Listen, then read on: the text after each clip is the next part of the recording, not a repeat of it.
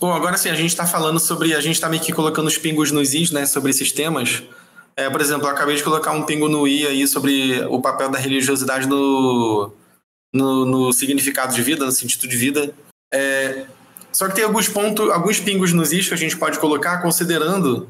São, aliás, pingos nos is muito interessantes que a gente pode colocar considerando a literatura científica que surgiu desde o Viktor Frankl para cá. Então, assim, só para a gente o pessoal não achar que a gente vai ficar citando artigo e falando de tabela de estatística, não é isso. Mas, assim, tem uns achados muito interessantes. Por exemplo, a gente está o tempo todo aqui falando de como que você, de fato, ter sentido de vida é positivo, né? O programa todo até agora tem sido sobre isso. E tem um grupo relevante de pessoas que, bom, sim, as pessoas dizem que a vida delas tem sentido. E aí tem todos esses resultados, esses desfechos positivos que a gente está citando. Os que eu citei no início do episódio e o que a gente vem citando. Só que tem alguns grupos de pessoas, e aí que está o lance interessante da literatura, que mostram os achados muito contraintuitivos. Por exemplo, a gente tende a achar que todas as pessoas elas só são felizes se elas tiverem um alto senso de sentido. Só que a verdade é que tem um grupo de pessoas, eu não lembro o quão grande ele é, mas tem um grupo de pessoas para as quais o significado de vida ele não importa muito pro senso de... pro quanto ela acha que a vida dela é boa, entendeu? Pro quanto ela é feliz e coisas assim. É o exemplo que eu falei lá no início do episódio da pessoa que parece que vive uma semana de cada vez, um dia de cada vez. Para essa pessoa, assim, a gente pode caracterizar ela como uma pessoa imediatista.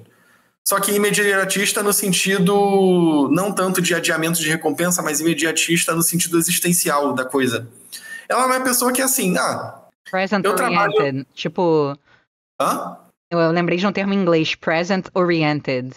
Sim, mas é mais no sentido existencial, né? Que é aquela pessoa que trabalha, assim, ela tem um job, né? Ela não acha que o trabalho dela tem um papel, assim, tipo o que eu tava falando, né? Que o meu trabalho como professor tem um papel mais relevante na minha vida, no sentido existencial da coisa. Essa pessoa não tem isso. Ela faz um job porque ela precisa comer e ela quer usar esse dinheiro para ir pra balada no final de semana, digamos.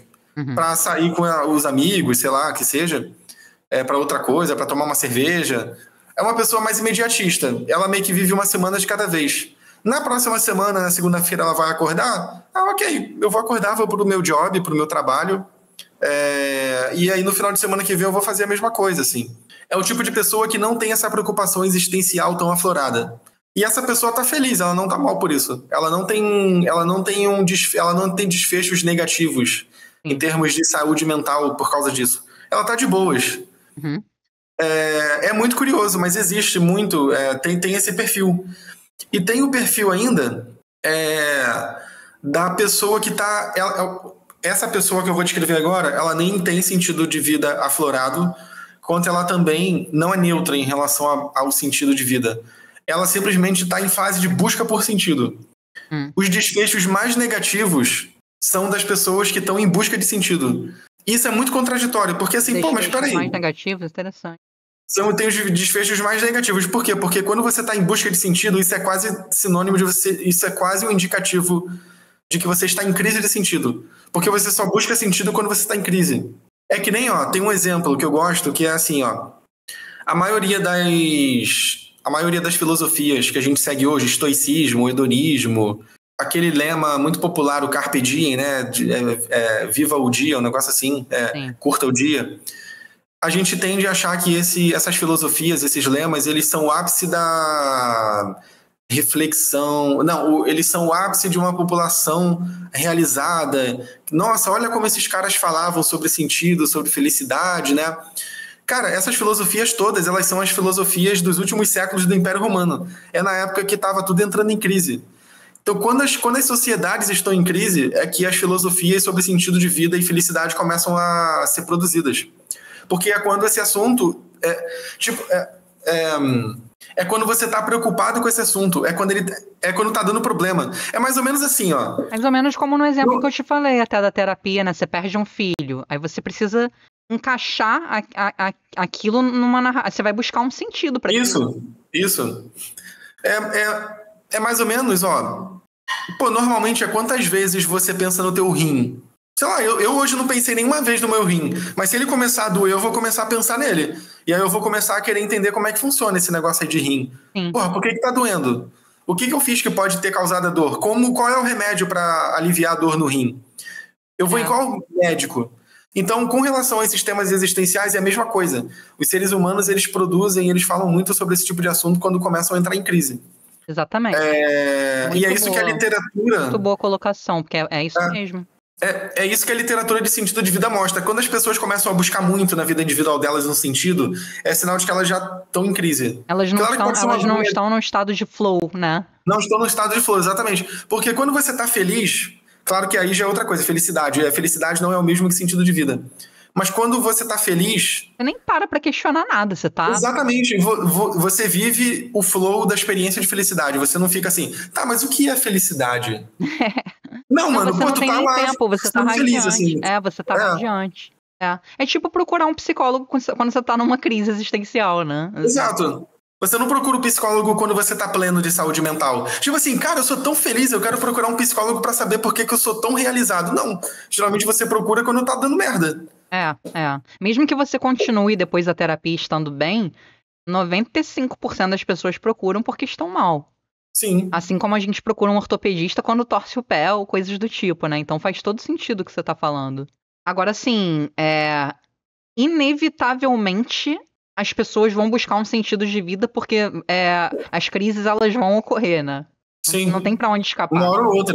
Sim. Não tem pra onde escapar. Então é um tema... É a perda de um ente querido, por aí vai.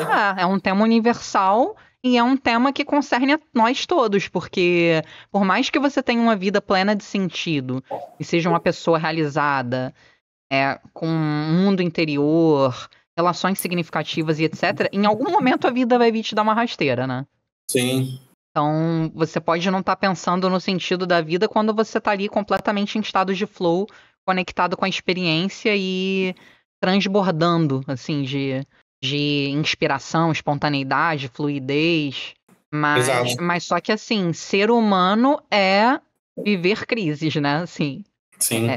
Nós somos seres sociais, então a gente vai ter conflitos com as pessoas que a gente ama, a gente vai perder pessoas que a gente ama, a gente vai envelhecer, a gente é imperfeito, né? Sim. Bom, a gente já tá assim, caminhando pro final, né? E aí eu gostaria de, como minha última contribuição, falar uma frase do Nietzsche, que eu não conhecia essa frase, eu vi estudando os artigos, que é uma frase dele que diz assim, quem tem um porquê suporta qualquer como. Ah, maravilhosa. Essa frase é um clássico, É total. Total. Vitor. Exato, é totalmente representativa de todo esse assunto, né? Exatamente. Eu achei até que essa frase fosse do Viktor Frankl, não é? É do Nietzsche? É do Nietzsche, sim. Que é a cara do Viktor Frankl. Talvez ele tenha resgatado, né, o Viktor Frankl, porque o Nietzsche é do século XIX, mas é do Nietzsche, a frase em si é do Nietzsche. E eu acho que ela é muito representativa porque é exatamente isso. Isso resume o nosso episódio, né? Sim. Quem tem um porquê suporta qualquer como. É basicamente o que aconteceu com o Viktor Frankl mesmo. Exatamente. Ele tinha um porquê muito forte e superou uma experiência limítrofe, que é a experiência de um campo de concentração. Eu acho que isso que o Felipe falou, pessoal, já resume bem toda a ideia do episódio. Então, depois comentem aí o que vocês acham que a gente pode aprofundar, se tiver algum subtema dentro desse grande tema que vocês queiram e a gente fale mais. E comenta aí o que dá sentido à vida de vocês, né? Comentem aí o que dá sentido à vida de vocês e nós pretendemos fazer outros episódios porque é um tema muito rico e nos é muito caro. Então, Sim. Isso, pessoal. Então a gente vai fechando a garagem, mas lembrando que a garagem está sempre aberta para perguntas e respostas aí de vocês. Isso aí, pessoal, por uma vida com sentido. Então até a próxima.